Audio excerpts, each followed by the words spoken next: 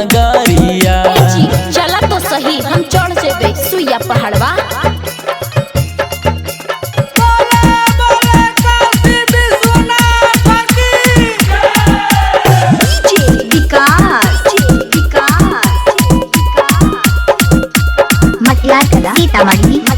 सीतामढ़ी माना तू बात पिया कोरोना बहाना भोले बाबा के ही असली दीवाना। ए जी तनिक मान के तो देखा सही हम बोलो ही धनी गे तोरा चढ़ में पहाड़ पड़तौ गोड़वा में पोला।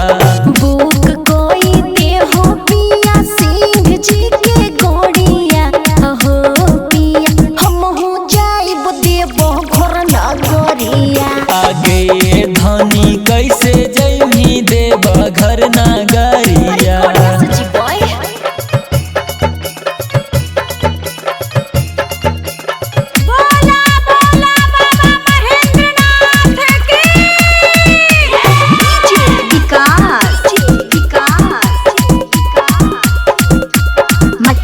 सीतामढ़ी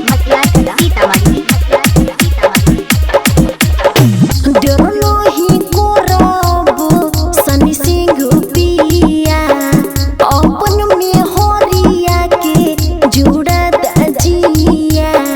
ए जी तनिक बतिया पाला ना जिद नहीं कर धनी देबौ मंगाई गे। डमरू सौरभ के बाजार भेजा भोले बाबा हम हो करबै जल ढोरिया हो पिया हम हो जइबै देबो घर नगरिया। आगे धनी कैसे